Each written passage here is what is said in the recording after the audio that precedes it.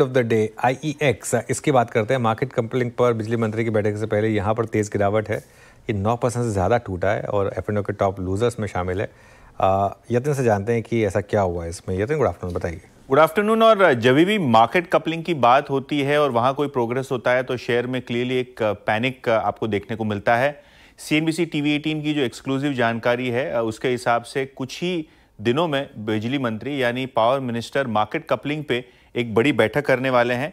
Obviously यहाँ stake holder consultation होगा जिसके द्वारा जो मार्केट कपलिंग के बेनिफिट्स हैं इन चीज़ों को सामने रखा जाएगा। अगर आपको ध्यान है तो पावर मिनिस्टर ने ही जो पहले के भी पावर मिनिस्टर थे उन्होंने CRC को निर्देश दिए थे कि वो मार्केट कपलिंग पे स्टेक होल्डर कंसल्टेशन करे। वो कंप्लीट हो गया और अब पावर मिनिस्टर फिर से एक बार कंसेंसस बनाने की कोशिश कर रहे हैं कि मार्केट कपलिंग को किस तरीके से इंप्लीमेंट किया जाए। अब आप पूछेंगे मार्केट कपलिंग क्या है। मार्केट कपलिंग का मतलब ये है कि जो इलेक्ट्रिसिटी के दाम हैं इनको एक सिंगल विंडो में किस तरीके से लाया जाए। अगर हम करंटली बात करें तो जो बाय और सेल बिड्स हैं इनको एक्सचेंज के द्वारा प्री ओपन सेशन की तरह ही प्राइस डिस्कवर किया जाएगा और एक दिन में केवल एक ही क्लियरिंग प्राइस होगा। अब क्योंकि क्लियरिंग प्राइस एक ही होगा तो जो एक्सचेंज सबसे ज़्यादा आपको बेनिफिट देगा वहां आप ऑब्वियसली टर्नओवर करेंगे, वहां आप जाके बिजली में बाय सेल करेंगे।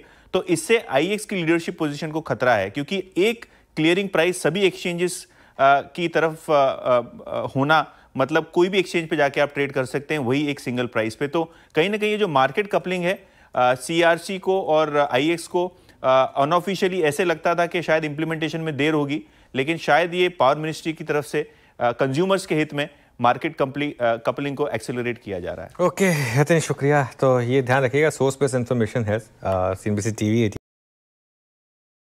अब देखते हैं स्टॉक आगे कैसे रिएक्ट करेगा। लेकिन गौरांग जी, इसने अंडर परफॉर्म तो किया है पिछले एक लगातार, ये तलवार लटकी तो हुई है यहाँ पर। वन वे और द अदर एक बार ये क्लियर हो जाए, इसके बाद इस पर व्यू क्या होगा आपका?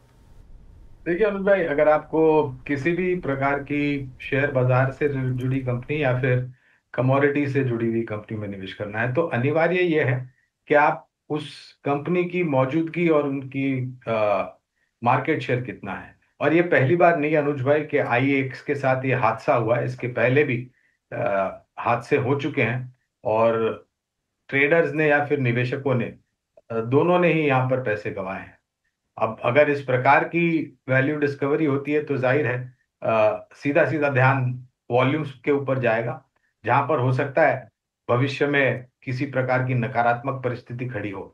विशेष रूप में टिप्पणी IEX पे इसलिए नहीं करूंगा क्योंकि हमारी टीम की तरफ से कवरेज नहीं है, लेकिन हाँ, एक सक्षम कंपनी जो मजबूत नजर आती है, ये कोई राय नहीं है, वो है MCX।